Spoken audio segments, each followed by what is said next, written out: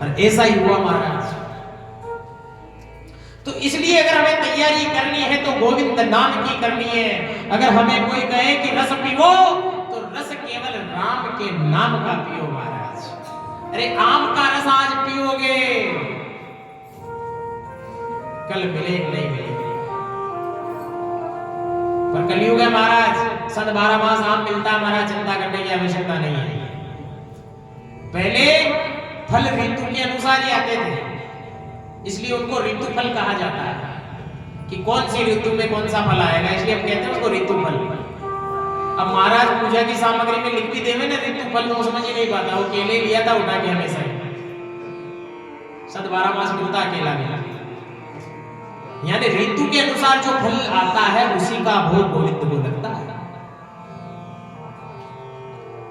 रात्रि में आपने भोजन पा लिया और भोजन पाने के बाद क्या पाते हो? अब सर्दी चालू हो गई तो सर्दी का मेवा पाते हैं। सर्दी का मेवा क्या है? हा? सर्दी का मेवा किसको कहते हैं? मूंगफली को कहते हैं। ये सर्दी का मेवा होता है। ये भोजन पाने के बाद भी पाया जाता है। रात्रि में बैठे हैं माताएं मैंने सब बैठ गई, आनंद से पाओ, भूख लगाओ, पर आप ही मत पाओ अकेले, क्योंकि जैसे हम गोविंद को भोग लगाते हैं ना, वैसे इसका भी भोग लगाओ, गोविंद को भी पकड़ाओ कि ये मूंगफली तू भी खा, पहले फिर खाएंगे हम। तो इसलिए गोविंद यही कह रहा है। और परमात्मा तो सबको ये कहना चाहता है महाराज कि मेरे को कहीं ढूंढने की आवश्यकता नहीं है, मैं प्रत्येक हृदय में विद्यमान हूं।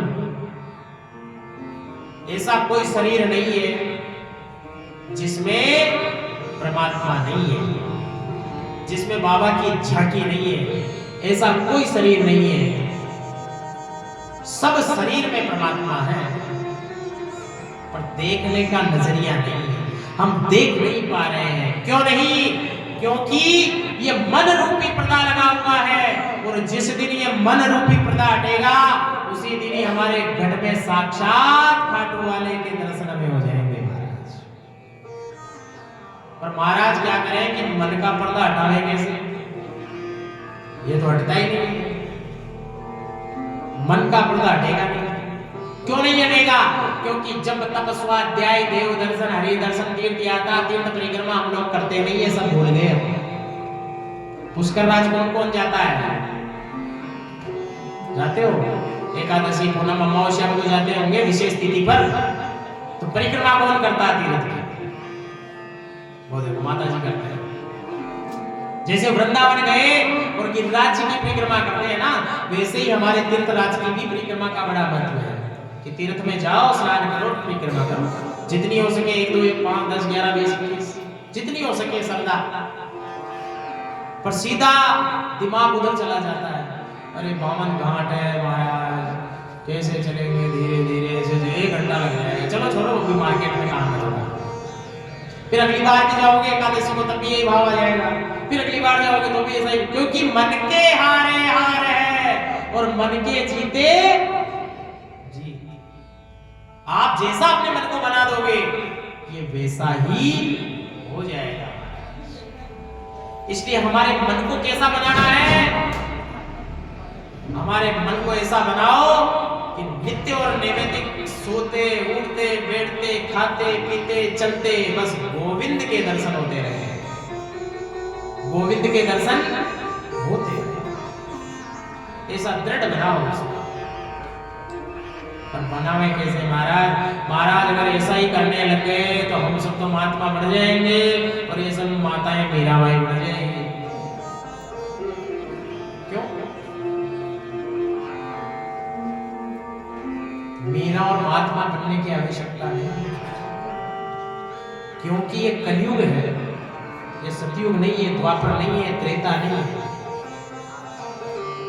और कलयुग में रामचरितमानस में लिखा हुआ स्पष्ट कि आप जब तक स्वाध्याय कुछ भी नहीं कर सकते हो तो आप श्रवण करो, मनन करो, कीर्तन करो, क्योंकि भगवान को प्राप्त करने के लिए 3 पद है। भगवान को हम केवल 3 पदों से प्राप्त कर सकते हैं इस कली काल में। चौथा पद नहीं है महाराज। पहला है श्रवणम। पहला पद कौन सा है? श्रवणम, यानी सुनो। क्या सुनो? पड़ोसी की बातें नहीं कि पड़ोस वाले ने क्या कहा। सुनो क्या? हरि कथा सुनो, सत्संग सुनो। श्रवणम। फिर है मननम, कि जो सुना है उसका मनन करो अंदर ही अंदर। और जब मनन होगा उस मनन से ही नवनीत निकलेगा महाराज। नवनीत यानी मक्खन। नवनीत कहते हैं मक्खन को। लड्डू वो गोपाल किस किसके घर में? सबके घर में करीब करीब सब सेवा करते हैं बाबू के। बाबू के हाथ में क्या है? हाँ, जोर से बोलो। यस, लाडू नहीं है। लड्डू गोपाल का शास्त्रोक्त जो नाम है ना, शास्त्रों में क्या नाम है इसका? इसका नाम है नवनीत प्रिया। ये नवनीत है, उसके हाथ में है जो नवनीत कहते हैं। मक्खन का लाडू बना हुआ है, मक्खन का। पहले जब हमें भी ज्ञान नहीं था तो हम भी ऐसा ही सोचते थे भाई लाडू ये, इसलिए लड्डू गोपाल नाम है इनका। पर जब गुरु शरण में जाते हैं, क्योंकि बिना गुरु के ज्ञान की प्राप्ति असंभव है महाराज। इसलिए नवनीत प्रिया है ये नवनीत प्रिय लाल है। इनको रोज नवनीत चाहिए। अब महाराज रोज तो कहां से लावे? नंद बाबा के तो 16 लाख गाय थी। कितनी गाय थी? अपने कितनी है? महाराज हमारे तो एक भी नहीं है। हमारे तो एक भी नहीं है महाराज। अब क्यों नहीं है? अब देखो ये कलयुग का प्रभाव है। ये हमारा दोष नहीं है माताएं, ये कलयुग का दोष है। ये अपना किसी का दोष नहीं है, ये कलयुग का दोष है जो हमारे पर विद्यमान हो गया।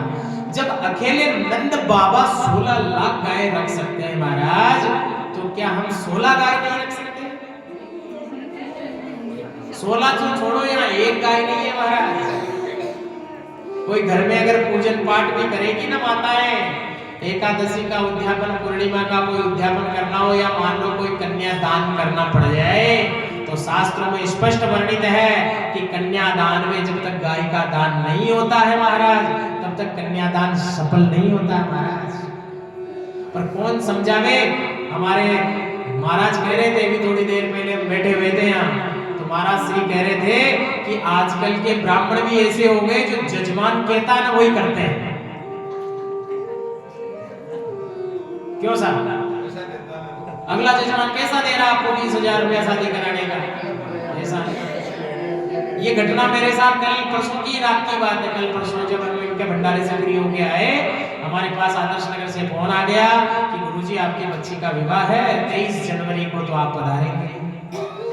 तो हमने भी उस समय थोड़े अस्त व्यस्त थे तो हाँ कर दिया। फिर घर आके डायरी उठाई, देखा, मैंने कहा जनवरी का तो मामला पेंडिंग पे चल रहा है, पर जनवरी में तो शादी नहीं है हमारा, शुक्र का तारा अस्त पड़ा है। हमने उसको तुरंत फोन लगाया, बोला भाई शुक्र का तारा अस्त है, तेरे शादी कैसे कराएंगे? हम तो नहीं आएंगे भाई, ना हमारी कोई टीम आएगी। बोला नहीं महाराज, हमने तो गार्डन डीजे सब बुक कर लिया, आप आओगे कि नहीं आओगे? मतलब कड़क हो गई उसकी आवाज।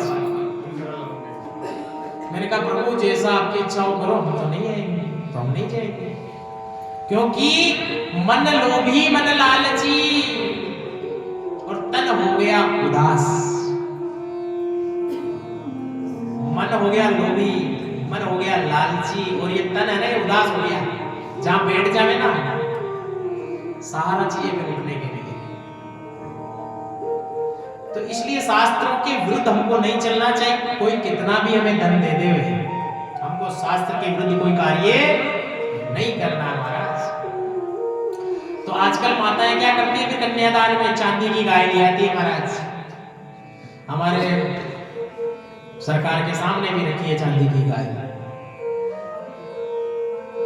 चांदी की क्यों, हमारे तो ठाकुर जी कृपा प्रत्यक्ष गाय रखते हैं हम तो। अब वो चांदी की गाय ना तो गोबर करेगी महाराज, जो आपको उठाना पड़े रोज सुबह उठते, और ना वो दूध देगी महाराज, ना वो गोमूत्र करेगी। यानी चांदी चांदी है, चांदी चांदी रह गई, पर मन प्रसन्न हो गया, ऐसा मेरी बेटी को चांदी की गाय दी हमने। उस चांदी की गाय को देने से कोई लाभ नहीं मिलने वाला महाराज, क्योंकि जब तक आपकी बेटी प्रत्यक्ष गाय की सेवा नहीं करेगी तब तक पुण्य नहीं मिलेगा। इसलिए पहले के माताएं, हमारे दादा हमारे दादी कितने विद्वान थे, हमारे से भी ज्यादा विद्वान थे वो। और आज 4-5 क्लास क्या पढ़ गया, माता पिता को बोलने तक नहीं देते कि आप क्या समझते हो माँ जी, ऐसा ही होता है। बहुत से गुरु में देखते हैं माता पिता से तर्क वितर्क कर रहा बालक, कोई एमए करा हुआ, कोई बीए करा हुआ, अपनी माँ को कह रहा चुप रहो, आप क्या समझते हो, अरे जिसको तूने पैदा कर दिया तू उसको चुप कर। ये हमारे संस्कार नहीं है महाराज। इसलिए क्या करना है,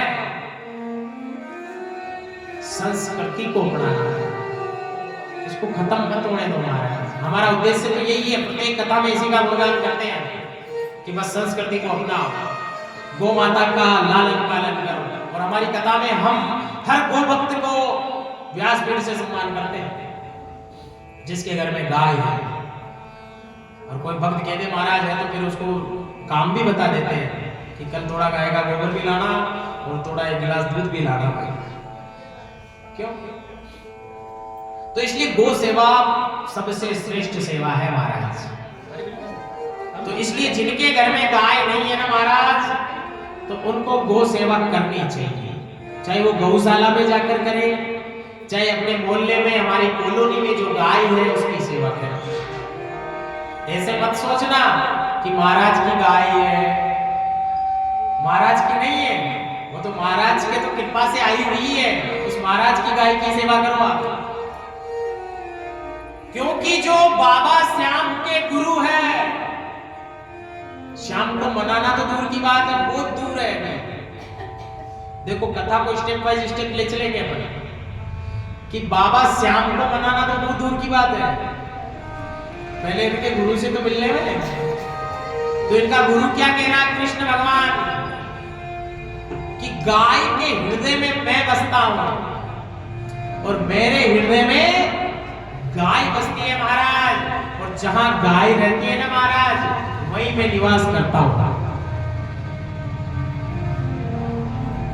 इसलिए सुबह मानो 4 बजे भगवान का पट खुलता है, 5 बजे पट खुलता है, कितने बजे तक खुला रहता है महाराज? मध्याह्न दोपहर 12 बजे तक, फिर पट बंद हो जाता महाराज। भगवान कहां चले जाते हैं? कोई कहता महाराज विश्राम करने गए, भगवान सो रहे हैं, डिस्टर्ब नहीं करते। अरे भगवान को समय कहां है विश्राम पाने का? हमारे गुरुदेव कहते थे कि जो विश्राम का समय होता है ना, वो कहते हैं कि भगवान विश्राम करने गए। अरे भगवान विश्राम करने नहीं गए, ये हमारा गोपालक है, ये हमारा गोपाल है, इसलिए ये 12 से 4 गायें चराने चला जाता है महाराज। क्या करने के लिए? 12 से 4 गोचर गायों की सेवा कर रहा है, गाय चरा रहा है। फिर 4 बजे जैसे ध्यान करते वापस ठिकाने कि वहां चलना, पुजारी जी भी आ गया। फिर रात्रि तक रहेंगे साहब, 9 सवा 9 जितना समय है। फिर 9 बजे बाद वापस गौशाला ही जाते हैं भगवान, सोने के लिए भी वही। तो जहां गाय रहती है ना वहां गोविंद अवश्य रहता है, और जहां हमने गाय की सेवा कर ली वहां सबकी सेवा हो गई। क्योंकि हमारे सनातन में ऐसा कहा गया है कि गाय के अंदर कितने देवता आपने बोलो, फिर कंफ्यूज मत हो आप, तोल संतोल कर बोलो। देखो कोई कह रहा 36 है, कोई कह रहा 33 है, ये तो बहुत गड़बड़ वाली बात हो गई। ये हमारे सनातन के लिए बहुत बड़ा संकट है। शास्त्र कहता 33 कोटि। क्या कह रहा है? 33 कोटि। पर कोटि का क्या अर्थ कर दिया? करोड़ हो गया, मतलब करोड़ देवता। और वैसे करोड़ ही ऐसे मानो आप, कोटि का जो अर्थ है ना वो प्रकार है। कोटि यानी प्रकार होता है संस्कृत में। 33 प्रकार के देवता जो रोज दिखते हैं, कहीं जाने की जरूरत नहीं है। ये जल भी देवता है तो ये थल भी देवता है, ये वायु भी देवता है तो ये आकाश भी देवता है, ये पृथ्वी भी देवता है, ये सूर्य भी देवता है, ये चंद्रमा भी देवता है, ये अन्न भी देवता है तो जल भी देवता है। ऐसे 33 प्रकार है देवताओं के। 33 प्रकार देवी देवताओं से मिलते हैं। इसलिए 33 कोटि देवी देवता सब गौ माता में ही निवास कर रहे हैं महाराज। कहां वास कर रहे हैं? गौ माता में वास करते हैं। तो गाय के नेत्रों में सूर्य और चंद्रमा बैठते हैं। ध्यान से सुनना, गाय के नेत्रों में एक तरफ, एक नेत्र में सूर्य है और दूसरे नेत्र में चंद्रमा है महाराज। इसलिए हमको कभी गौ माता को परेशान नहीं करना है। कभी लाठी डंडा गौ माता पर नहीं मारना है, क्योंकि गौ रक्षा सनातन की सबसे बड़ी रक्षा है। अरे गाय के गोबर में तो साक्षात भगवती मां लक्ष्मी विराजमान है महाराज। यानी शास्त्रों में उल्लेख है कि गाय के गोबर में मां भगवती लक्ष्मी का निवास है, गौमूत्र में गंगा का वास है। और गाय की जो पूंछ होती है ना महाराज, जहां बाल होते हैं, यानी गाय की पूंछ में साक्षात नारायण है महाराज। बोलिए लक्ष्मी नारायण भगवान की जय। भगवान के चमर डुलाते हैं। चमर जानते हो आप किसका होता है? अब इतने दिन ध्यान नहीं था, मानो आपको ये ध्यान होगा भी तो। गाय की पूंछ का होता है महाराज। चमर जो बनता है ना भगवान के, हवा करने का कह लो, कुछ भी कह लो, वो गाय की पूंछ से उसका निर्माण होता है। गाय की पूंछ के बाल से बनता है, उसी से भगवान के चमर डुलाए जाते हैं। यानी उसमें नारायण है। पर माताएं आजकल गोबर के तो हाथ ही नहीं लगाती है, नहीं लगाती। और गोबर के तो हाथ नहीं लगा कर कहे कि महाराज लक्ष्मी नहीं बसती है, कमाते तो बहुत है, टिकती नहीं है, भाग जाती है। बहुत दरवाजे बंद करिए, अलमारी में बंद करके रख ली, फिर भी लक्ष्मी चली जा रही है, क्योंकि ये चंचला है। क्या है? चंचला लक्ष्मी। तो आज अपने पास, कल किसी और के पास रहेगी। इसलिए जीवन अगर जीना है तो संत महात्माओं की तरह जियो महाराज। किसकी तरह जियो? अब आप पूछोगे कि गुरुजी संत महात्मा कैसे जीवन जीते हैं, बताओ बताओ कैसे जीवन जीते हैं संत? एक परिभाषा है, उसको जीवन में गांठ बांध लो कि संत की तरह अगर जीवन जिए, वो कैसे जिए कि मानो हमारे पास 2-5 हजार रुपया है, हमने जेब में डाला और हम चले गए, मार्ग में गए और वो कहीं गिर गए, हमको पता नहीं है, हमको कुछ सामान के लिए लेनी थी, जेब में आ डाला, पैसा तो है नहीं। इस संसार में रहने वाला प्रत्येक जीव उदास हो जाएगा कि मेरे 5,000 रुपए कहीं चले गए। हो सकता है कि उस दिन तो भोजन भी नहीं पाएगा कि 5,000 गुम गए महाराज। पर अगर यही 5,000 अगर किसी संत के पास होते और संत के हाथ से कहीं गिर जाते, तो वो संत कभी पश्चाताप नहीं करता है महाराज कि मेरे 5,000 रुपए खो गए। संसार का जीव अड़ोसी को भी पूछेगा, मार्केट में जाकर सबको पूछेगा कि मेरे 5,000 रुपए खो गए महाराज, तुम्हारे को मिले हैं क्या? पर संत कभी नहीं पूछेगा, क्योंकि संत ज्ञानी है और वो अपनी ज्ञान की ज्योति से क्या ध्यान लगा रहा है कि अगर वो 5,000 अगर मेरे पास थे तो मेरे काम आते महाराज, अगर वो 5,000 किसी मनुष्य के पास गए हैं तो उसी के काम आएंगे महाराज। ऐसा भाव रखो। भाई गाय तो खाएगी नहीं, कुत्ता उनको खाएगा नहीं, कोई पशु पक्षी जीव जंतु उन पैसों को लेके नहीं जाएगा महाराज। लेके कौन जाएगा? कौन लेके जाएगा? मनुष्य। तो काम आएगा ना उसी में। तो ये संत स्वभाव है, इसलिए संत स्वभाव जीवन जियो महाराज। रोज आरती में बोलते हो आप, आरती मैंने तो पढ़ा ही नहीं भाई, देखो बोलते हो नहीं बोलते हो? क्या कहते हो? सुख संपत्ति घर आवे और कष्ट मिटे तन का। फिर क्या कहते हो? तन मन धन और जीवन सब कुछ तेरा। नहीं नहीं, ये उल्टा बोलते हैं कलयुग में। कलयुग में आरती में चेंजिंग होना चाहिए महाराज कि तन मन धन और जीवन सब कुछ मेरा और तेरा भी मेरे को अर्पण, तेरा भी मेरे को अर्पण। तू क्या लागे मेरा? तू क्या लगता है मेरा? बस रोज कह देते हैं तन मन धन और जीवन सब तेरा है गोविंद, और तेरा तुझको अर्पण है महाराज। पर कोई अर्पण नहीं करता महाराज। मनसा वाचा कर्मणा, शास्त्र कहता है मनसा वाचा कर्मणा। दोष लगेगा, रोज एक पाप आपके खाते में लिखा जाएगा कि तन मन धन और जीवन सब तेरा। ये लाइन अगर आप गाओगे ना रोज, तो रोज एक पाप आपके खाते में लिखेंगे। क्यों? क्योंकि अरे कोई तन दुखी, कोई मन दुखी, कोई धन बिन रहे उदास, अरे तोड़े तोड़े सब दुखी, सुखी राम का दास। सब दुखी है जीवन में।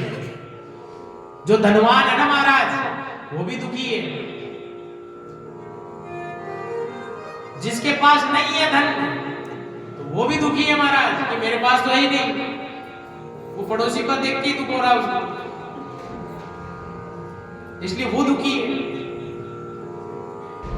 और जिसके पास सब कुछ है तो भी दुखी है महाराज। क्यों? महाराज शरीर काम नहीं करता महाराज। सब कुछ है गोविंद की कृपा, खाटू वाले की इतनी कृपा है महाराज। 4 बेटे, 2 डॉक्टर है, 2 इंजीनियर है, खूब आता 5-10 लाख रुपए महीने का आ रहा, खूब आ रहा महाराज चक्कर पाड़ के, पर ये शरीर साथ नहीं देता महाराज। शरीर साथ नहीं दे रहा महाराज। महाराज रसगुल्ले खाने की इच्छा है। अब महाराज को तो मीठा ही याद आता, अब तो मीठा खाते हैं भाई। तो रसगुल्ले में भी ऐसे रस को निचोड़ के नहीं खाते, फिर रस सही थी जाना चाहिए, तब आनंद आता शरीर में कि कुछ मीठा गया अंदर।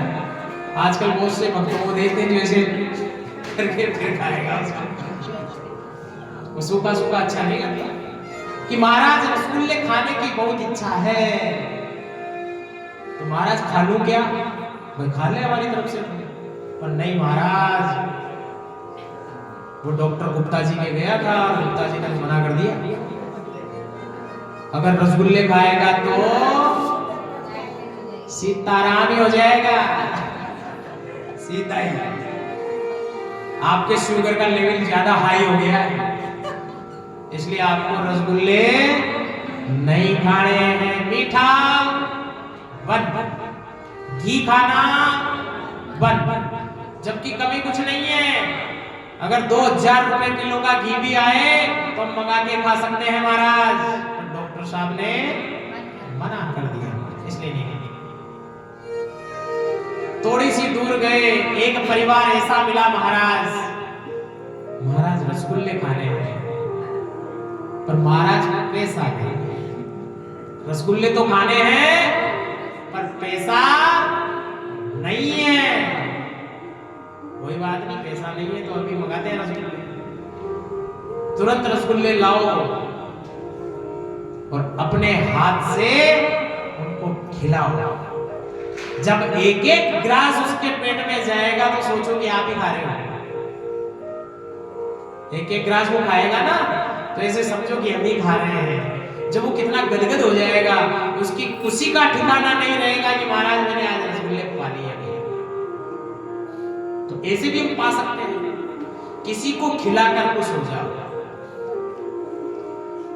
पर मारवाड़ी को कहते हैं ना कि हम खाए और हमारा बैल खाया, हुआ बावड़ी दसो। अगर ऐसा होता ना तो आज अपने पूर्वजों की अस्थियां गंगा जी में नहीं जाती महाराज। अगर भागीरथ जी चाहते ना तो अपने पूर्वजों का उद्धार करवा के गंगा जी को कहते कि वापस चल जाओ। जो बुला जानता वो बुझवा भी जानता है। किसने बुलाई गंगा जी को? कौन लेके आया है?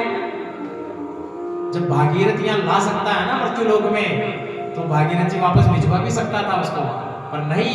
भागीरथ जी ने कहने लगे कि कलिकाल आने वाला है और कलयुग में प्रत्येक प्राणियों की बुद्धि कुलमाठी हो जाएगी, कुलसित हो जाएगी, माता पिताओं की सेवा नहीं करेंगे, माता पिता वृद्धाश्रम के चक्कर काटेंगे महाराज। तो इसलिए कम से कम उनकी अस्थियां अगर कोई वृद्धाश्रम वाला लाके डाले तो कम से कम वो पवित्र होकर वैकुंठ धाम तो चला जाए। इसलिए गंगा जी आज गई है।